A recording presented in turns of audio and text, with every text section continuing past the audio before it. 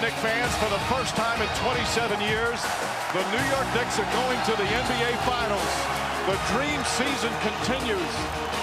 Oh, it is certainly a dream, but it's now a reality. Matty B, T-Scales holding you down. The issuing of belts and brooms by the Knicks continues back in the finals for the first time since, well, we'll get to that. All that to say, they had the app formerly known as Twitter going nuts. A buzz, and they are partying like it's 1999. Cue the Prince. New York back in the finals for the first time since 1999. Have I mentioned that? Yeah. And the city that never sleeps definitely not getting any Z's tonight. Absolutely not, because it's orange and blue skies beyond midnight. After Game 4 against the Cavs, it's about that time to go ahead and pack your bags for Cancun, folks. Once he hits something like that, just pack it in. Towns with 19 and 14. Later in the third, Brunson lobbing it to Anunoby. We are clowning at this point. There was a watch party at Radio City Music Hall. 6,000 Knicks fans in that thing, and all of them losing their minds. Under 7 minutes left in the third.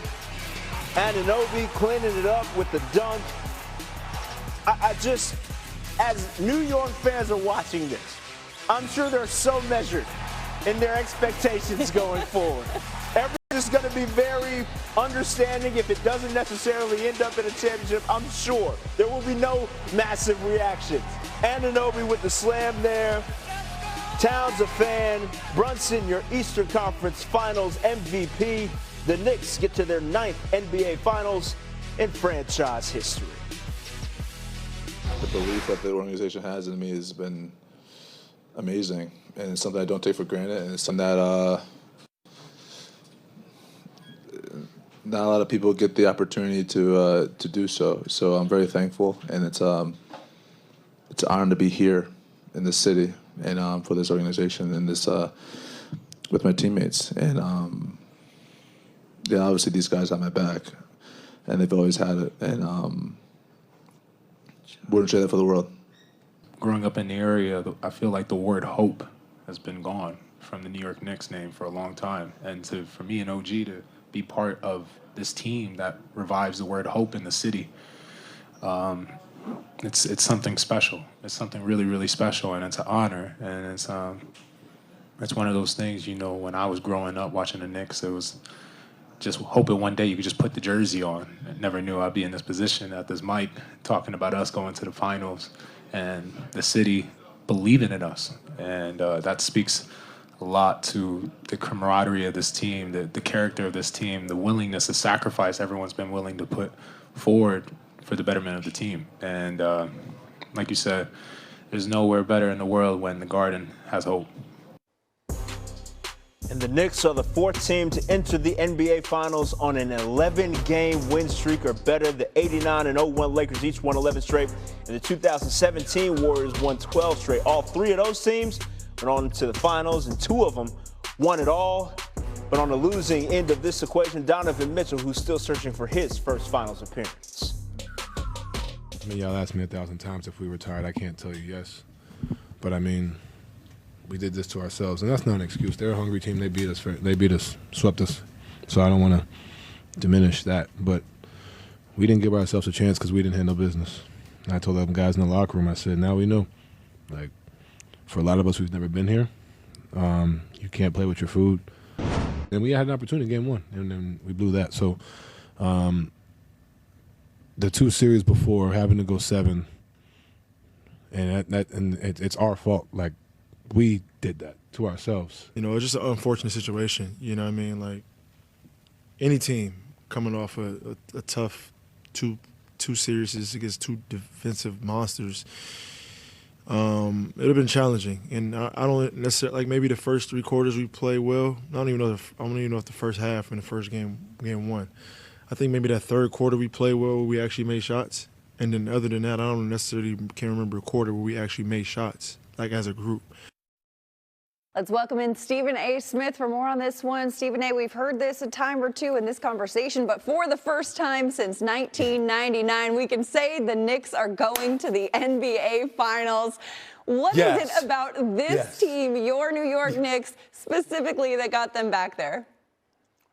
Well, first of all, the thing about this team is that they got someplace the team hasn't got to in the last 27 years. 27 years is a long time. 27 years is a long damn time, okay? It's been long, and it's been a lot of suffering in the process, but it all ended tonight, baby. I mean, when you saw the way that the New York Knicks played, this is when I knew, first of all, I knew coming into the game it was done. It was done because we saw Cleveland give up in Game 3. But then in Game 4, when Donovan Mitchell comes out and he's hitting Jays all over the place, but nobody else joins him, you saw the Knicks just stayed the course. You saw everybody hitting shots. And they are led by a superstar that's 6'1" and unathletic in terms of playing above the rim. But nobody seems to be able to stop him. And that is Jalen Brunson, who is on the verge of potentially going down as the all-time greatest Knick in history if he ends up pulling off a championship victory. It's something special to behold right now. I can't even contain my excitement. I'm not going to lie. Listen, I'm going to take you from the elation of the Knicks tape, though, and shift it over to the losers of this equation, the Cavs. Streets were saying that this was a 1-2-3 Cancun Classic. Charles Barkley spoke to that with the inside crew at halftime. I want you to take a listen, Stephen A. Kids at home, if you want to see what the word quit means, come on, Chuck. to give up, the verb of that is cavaliers. Oh, come on. Players ain't going to say they're going to quit, but you know what shows? Their actions. And look, that is in summation what you were alluding to in Game 3. After that one, you said that they needed to add LeBron in order to even try to keep up in this league at this point. Is that even enough for Cleveland at this point? Well, what you would like to believe is somebody is, a four-time champion with the leadership qualities that LeBron James has put on display throughout his illustrious career and what the city of Cleveland means to him. You wouldn't see a lackadaisical effort at the tail end of Game 3 the way that you did. And so that's what you're looking at more importantly than anything else. But trust me, there was an ass-kicking in the process. It wasn't just about giving up. They were demoralized because they got stomped. And as a result, they caved in that regard. But when Charles Barkley said what he said, he was absolutely 1,000% correct because he backed it up with evidence that we all saw. How many times did we see the Knicks beating the Cleveland Cavaliers down the court? How in the hell do you give up 26 fast break points in the first half of a closeout game on your home court?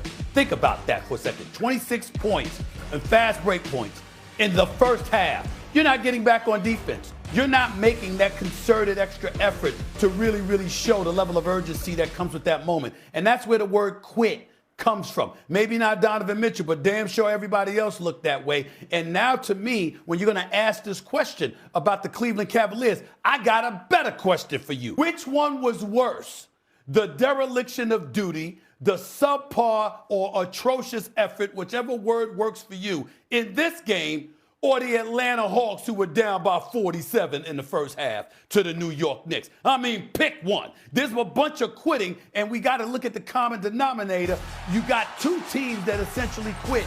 Maybe, just maybe, it's the Knicks making them quit, considering Mr. Analytics and Mr. Atkinson, Coach Atkinson, talking about, well, actually, when you look at the analytics, we actually won 2 of the 3 games. I mean, this is the kind of stuff that you simply can't stomach. That has something to do with why you got blown out, why you got your ass kicked. And that's what we're talking about here. Yeah, look, I will absolutely concede that they beat the 1-2 out of them. But Stephen A., you ain't had to bring up old stuff. I'm a Hawks fan. That was completely uncalled for. Oh, I didn't know that. I didn't know that. Trent's Hawks catching strays over here. Let me guess. You haven't even been back to Atlanta since then, have you? I mean, not. That's how bad it was. I know the stench was that damn bad that they contaminated the ATL that night. That's how bad it was. That's how bad the Hawks were. Cleveland wasn't quite that bad tonight, but they were bad. Damn. And it has something to do with the New York Knicks because they're going to the finals. They're going to the finals. And, oh, by the way, they might win that bad boy. I can't rule it out. It is orange and blue skies out there for Stephen A. very clearly. We appreciate you joining us here on SportsCenter.